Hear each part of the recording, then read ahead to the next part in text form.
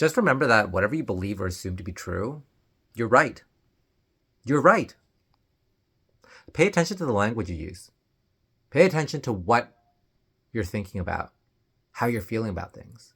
Observe it, because it's going to give you a really good indication of where you're at in terms of who you are being.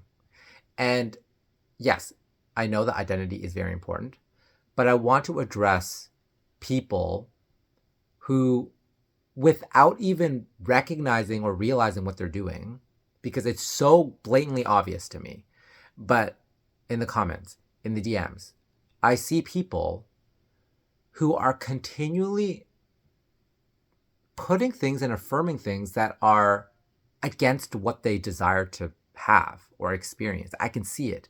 You want this manifestation, but in the next sentence, you are affirming all the different reasons why you can't get them. You're listing all the circumstances and situations in the 3D external reality, or how you're fearing this, how you're fearing that, how you have doubts about this. And I'm like, either way, you're right. All those things that you've listed that are against and reasons why you are not able to get your manifestation, or it's difficult for you to get it, sure, fine, but just recognize that you're manifesting that. You're always manifesting.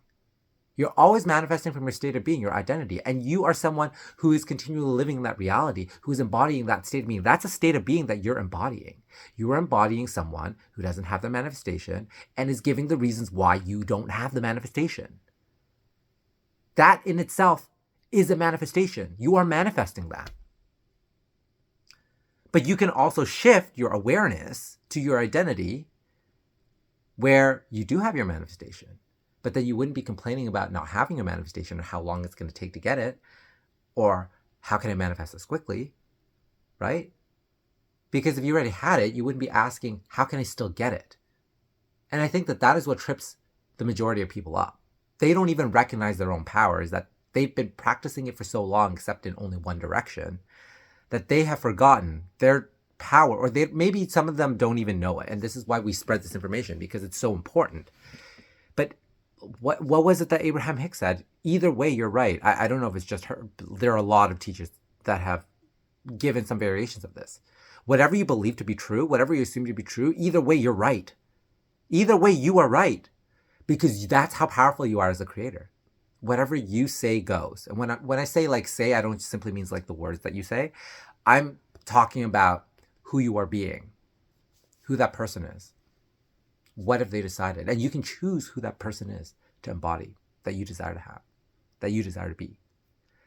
So just remember, be aware of what you're thinking, what you're feeling, not because those are the things that manifest, but because those are symptoms and a byproduct of the state of being and identity you are embodying, that you are simply living as.